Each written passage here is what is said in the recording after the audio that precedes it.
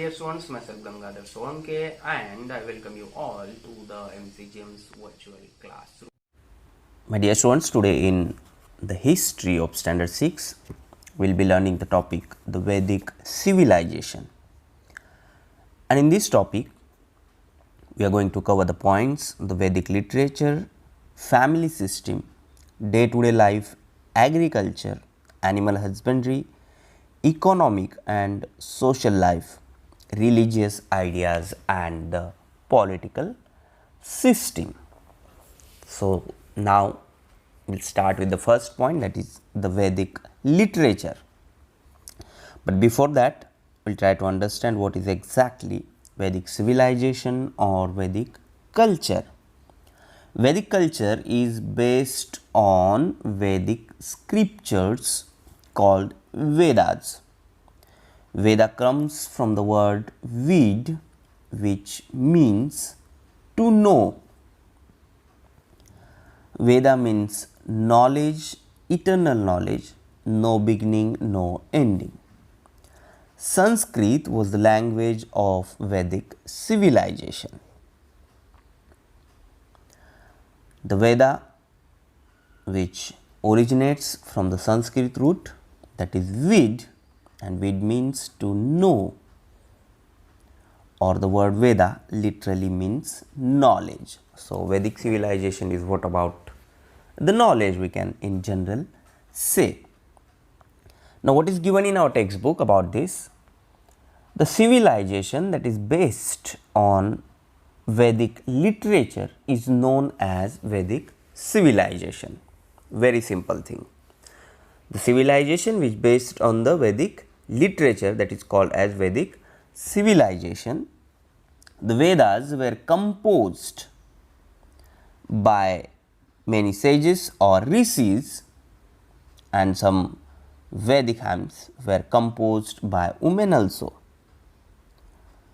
Vedic literature is in Sanskrit. Vedic literature is very rich and diverse.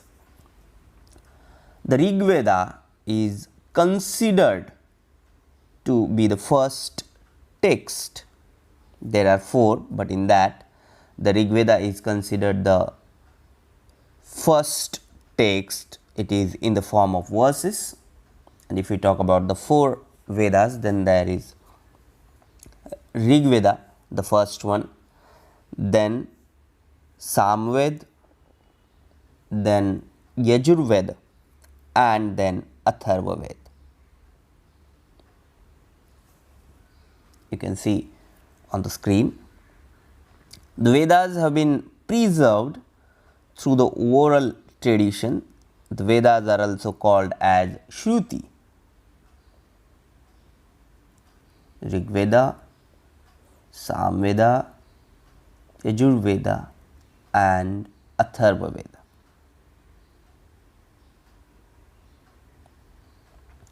In Rigveda, you can find praise of God. In Samveda, origin of music. Ajurveda, which is about Vedas of worship, and Atharvaveda, various branches of science, Ayurveda, economics, including Vedic math. So, each verse of the Veda is known as Richa, and so the Veda consisting of Richas is called Rigveda. Here now you can see Vedic texts are known as Samhita, Ved which means to know, Veda which means knowledge. The Vedas have been preserved through the oral tradition. याद किया जाता था, learn किया जाता तथा फिर गुरु अपने शिष्यों को पढ़ाते थे, शिष्य फिर अपनी आगे की जनरेशन को पढ़ाते थे. इस तरह से थ्रू ओरल ट्रेडिशन ये वेदास जो है वो प्रिजर्व होते गए. Vedas are also called as Shruti. Each verses of the Veda is known as Richa. So, the Veda consisting of Richas called Rigveda. Richa means a verse composed to praise a deity. where a number of rituals are put together to praise a particular deity. The poetic composition is called a sukta. So, the verses, richa, sukta, these are the words which you have to keep in mind here. And then in this, the first one, Ajurveda. The Ajurveda contains mantras uttered during yajna or yajna. Ajurveda provides guidance about how and when the different mantras must be chanted during yajna rites. And this text includes the verses or poetic incantations and their explanation in prose. So, here about the Ajurveda, which we have to keep in mind, it is all about the mantras. The Samveda provides guidance on singing Rigvedic guidance, on singing Rigvedic verses to a set rhythm and tune at the time of yajna rites. The Samveda has contributed in a major way in laying the foundation of Indian music. So, in Samveda, we can find the information about music.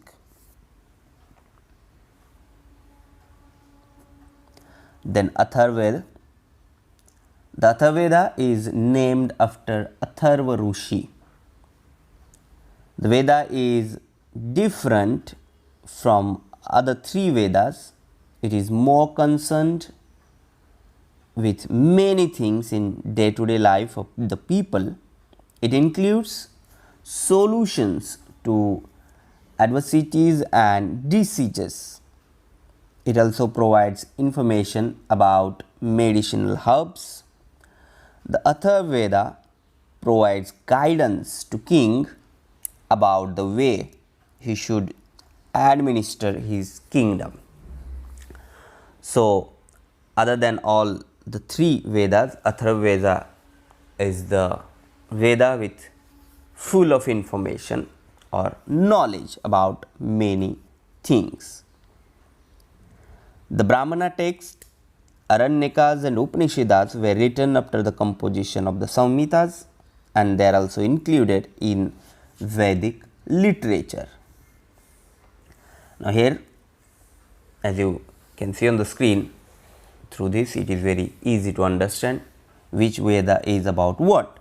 So, Rigveda, which is about the praise of deity, Ajurveda contains mantras, Samveda guidance on singing, and Atharvaveda, which is all about day-to-day life.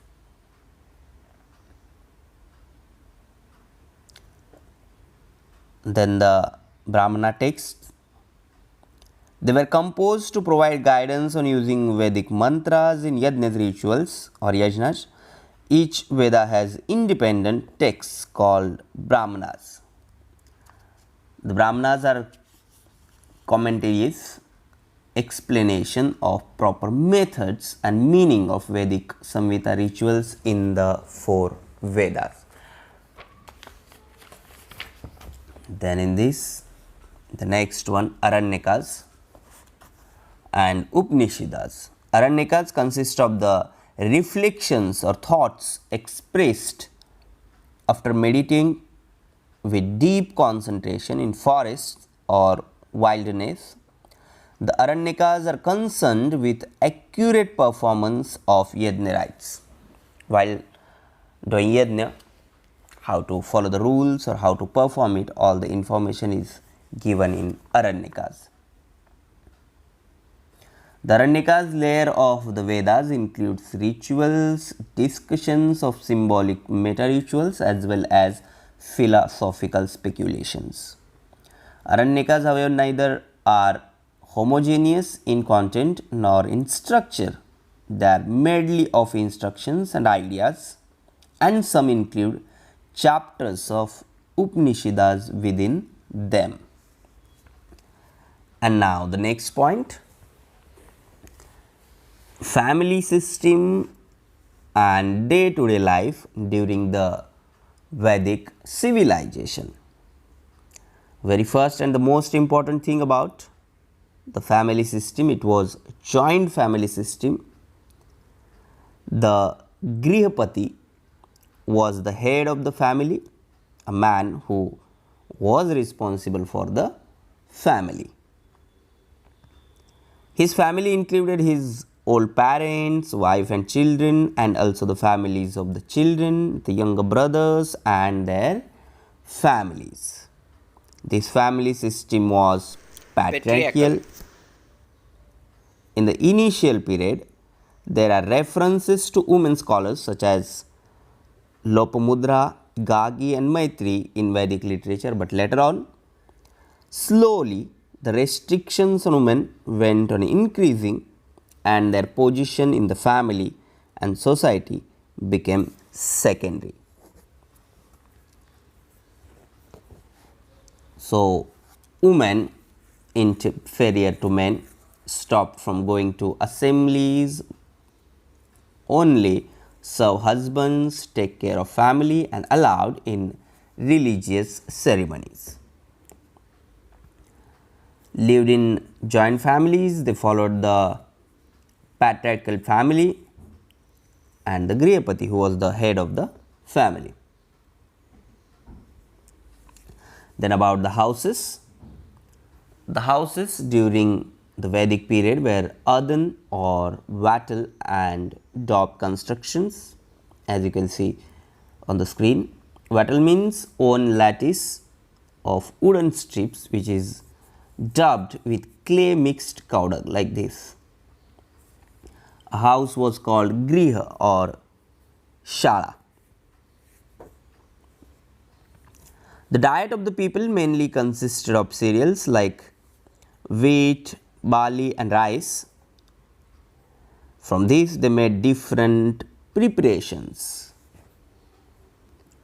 Yavam, which means barley, Godhum, wheat or rahi, and the Vedic people relished milk, yogurt, ghee, butter, honey, black gram, that is urad, lentil, that is masoor, sesame and meat were also a part of their diet. Then the people in the Vedic period used cotton and woolen garments. They also used vehicles or cloths made from barks of trees. Similarly, animal skins were also used as clothing. Men and women used ornaments of gold, flower garlands, strings made of beads. A kind of pendant called Nishka seems to have been popular and it was also used as currency. Here you can see. जैसे आज हम पैसों का use करते हैं, कुछ खरीदना है, कुछ लेना है तो पैसे देते हैं और उसके बदले में वो चीज़ हम लेते हैं, वैसे ये निष्का काइंड ऑफ पेंडेंट था.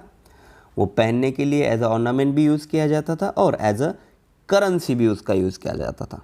किसी से अगर कुछ लेना है तो उसे वो दिया जाता था.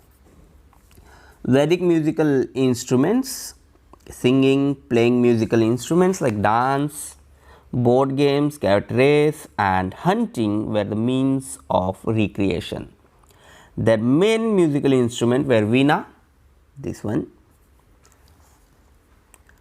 shattantu, conch. Percussion instruments like damru and mridanga were also used.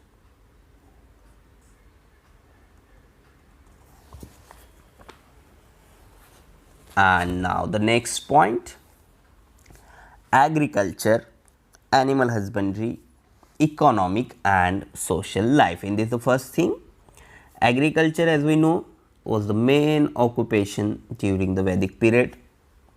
Many oxen were yoked together to plough the fields and the plough had iron ploughshares. The Ajurveda considers insects, pests and other animals that destroy crops and suggests certain remedies. So, the information about agriculture was there in the Ajurveda. Cow dung was used as manure. During the Vedic period, animals like horses, cows and dogs had special importance, and behind that there are special reasons also. Cows were used as means of exchange, and that is why cows were highly prized. People took special care to ensure that the cows would not be stolen. So, the important animal was cow. The horse was valued because of its speed. Here you can see in the image. And in this period, apart from agriculture and animal husbandry, several other occupations had also flourished. In the village or in the village system, artisans and people practicing various occupations were an important part of the social system. Like today, we have different services and different jobs like that. They formed independent organizations known as shrenis or guilds, and the head of the guild was known as Shreshti. However, slowly the status of skilled artisans become secondary. And if we talk about the social life during this period, there were 4 varnas: Brahmin, Kshatriya, Vaishya and Shudra. A varna was determined by the occupation of the people, and in the later period, the varnas came to be determined on the basis of birth. So, caste decided by birth. This gave rise to caste. The caste system led to inequality in the society, and today also we can see that caste is the speed breaker in the development in many fields or in our social harmony. Then during the Vedic period, certain nations about leading an ideal life had become well established, and these notions were 4 stages or 4 ashramas, that is from birth to death. The first one, brahmacharya, or the period of staying with the guru to learn from him. Then the second one, grihasthashram. It was expected that during this period, a man would carry out his duties towards his family and society with the help of his wife. And the third stage was vanprasthashram, when a man was, here you can see vanprasthashram, when the man expected to detach himself from the household, retire to a solitary place and lead to a very simple life. And the fourth stage, sannyashram. At this stage, the convention was to renounce all relations, lead life in order to understand the meaning of human life and not to stay in one place. So, the fourth one, sannyas. Next thing, religious ideas. In the religious ideas of the Vedic period, forces of nature such as the sun, wind, rain, lightning, storms and rivers were given the form of deities. Vedic compositions pray them to become life-giving forces. The Vedic people put offerings into the yajna fire to please them, and these offerings were called havi. Yajna is the act of offering havi into fire, and initially the yajna rites were simple, but later on the rules of yajna became harder and harder. The importance of priests went on increasing because of all these things. Then the next thing, political system. In the Vedic period, each village had a head known as Gramni. A group of villages formed a Vish, whose head was called Vishpati. Several Vish formed a Jana, and later, when the Jana settled into a specific region, it came to be known as Janpad. The head of the Jan was known as Nipa or Raja or king.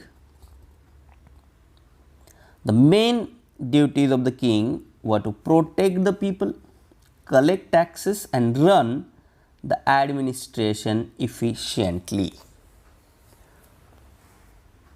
And for this, in order to run the administration smoothly, the king appointed various officers, that is the Purohit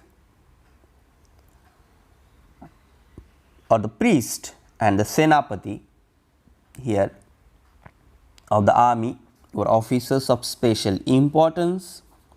Then the officer who collected taxes,